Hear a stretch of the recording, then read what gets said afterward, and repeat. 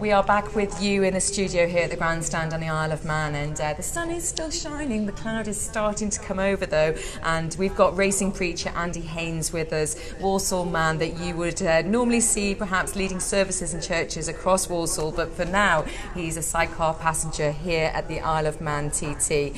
Thanks so much for your comments before the break. We've got people listening all over. Alex, alas, is listening from Scotland. Hello to all the riders, spectators for 2018 TT. Wishing you have a brilliant time. And Alex is also saying it's very hot up there in the Highlands. Bob is listening from Maine, USA. Enjoy and be safe, he says. And he says, not at all corny, because we were talking about one of the mottos, the verses that Andy was mentioning earlier in the programme. Patrick says, hello from Manchester. Can't wait to come home next Tuesday from uni. It's raining here, unfortunately. I hope the weather stays well for tonight. I'm sure everyone is enjoying the amazing practising. Ride fast and stay safe, everyone. Good luck. And Martin, hello to you too. So please do keep those comments coming on. We are actually still live on our Manx Radio TT Facebook page, and as I say, I am here with Andy Hynes, who is a sidecar passenger.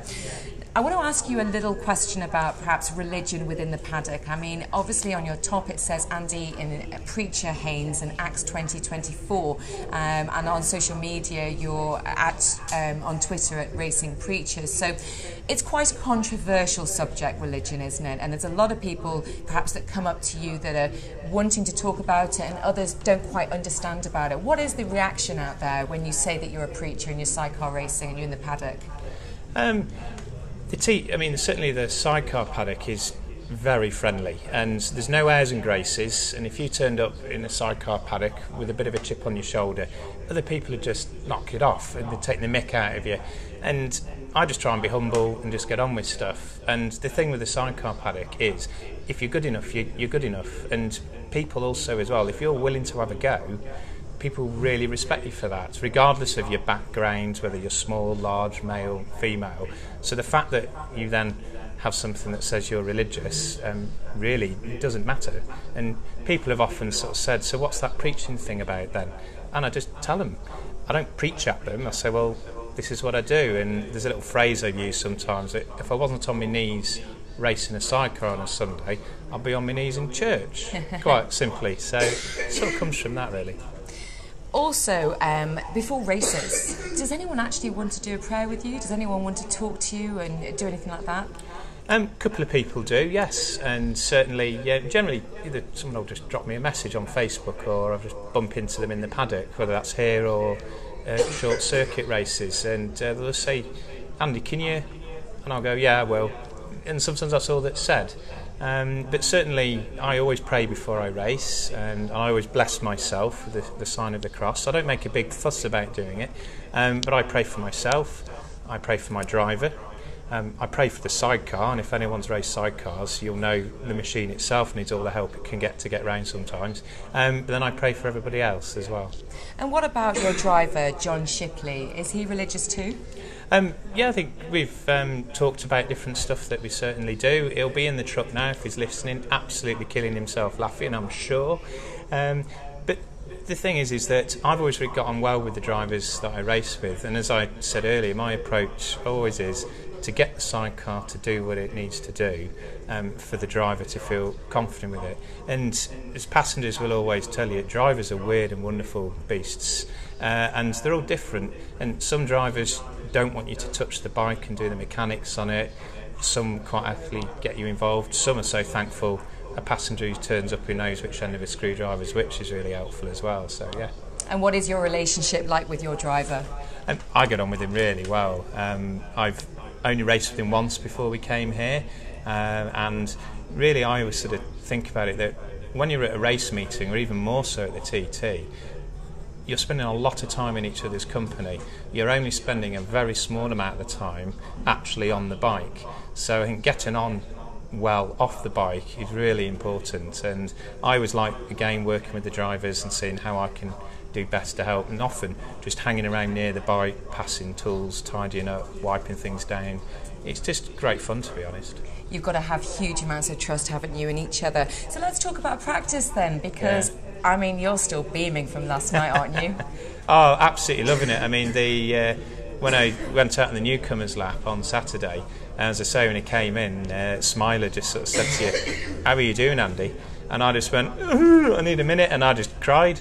And then we went out on Monday, first time ever ran the mountain course at some sort of speed. And I came in, and of course the flies on Monday night were dreadful, and I couldn't see for probably nearly a whole lap. So I was tired from mentally concentrating. But last night we took off, it was so smooth, I hardly broke sweat for the 2 laps. We came in, we were both buzzing, and then of course the time comes through, and it's the fastest John's ever been round. Well, of course it's the fastest I've ever been round, and we were just brilliant. So I think John and Smiler went off shopping and walked the dogs and got some chips. I celebrated by watching Peter Kay's car share and having cheese and wine. I did see that. I saw a photo of you having that, because you did celebrate the 100-mile-an-hour lap by watching car share and eating. I'm glad that you had some wine. It's good. Red or white? Oh, red with cheese. Goodness. Yeah. So just talking about the course there, which would you say is the most challenging for you both? Gosh, I think different little bits. I mean, there's one bend I'm finding a little bit tricky, which is there's a right and then a quick left before you come up to the main Laurel Bank one, and again it's one of those as a passenger, you need to passenger the right enough but not too much, because you then need to get yourself quickly across to the left. Now, in all the laps I've done on YouTube, driven on the car, pedalled round on my push bike, never even gave that bend a thought. And the other one's Kerramore, which any passengers and drivers will know. It's just after Ginger Hall, where all hell breaks loose on the bumps. And it's just sometimes just surviving through that bit, trying not to hold on too tight, and remembering to breathe and relax. And which part of the course would you say is the favourite part then? Gosh, I don't know. I think I quite like the run through Glen Helen from Ballacrane through up to Cronky. That's quite nice, because it's almost a bit like a short circuit really. The corners are coming at you sort of quite quickly.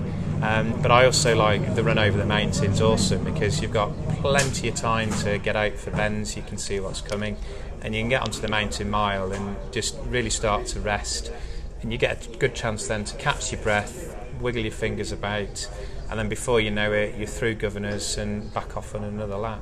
I think I watched an interview perhaps with Josh Brooks where he said, I think it was Josh Brooks, correct me maybe if I'm wrong, somebody no doubt will, but he said he loved it through Ballacrane, through Glen Helen, because of the trees, and it felt like you're going through a tunnel, and almost you feel that you're being a lot more protected rather than being on the mountain road where you're incredibly exposed. Would you agree?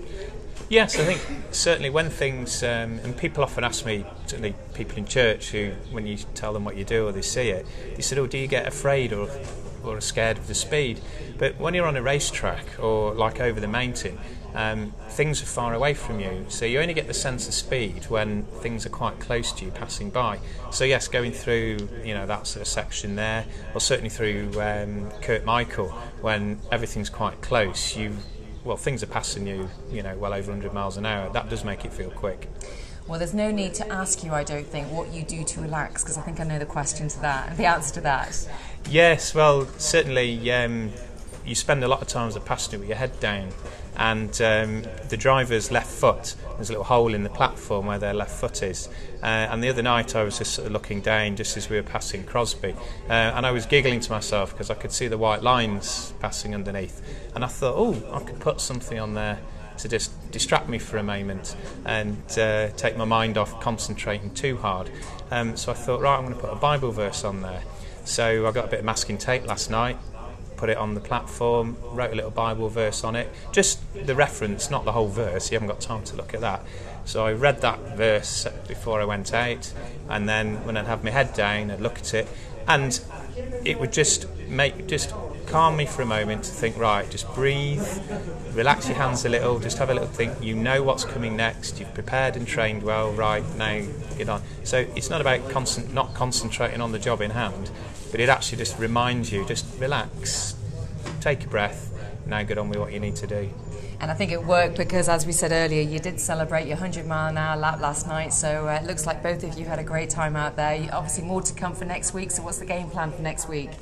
Well, just as we were talking last night, really, is just actually we caught up a bit of traffic on those 2 laps, but I'm not going to be like the fisherman that says all the biggest fish that a fisherman's ever had is the one that got away.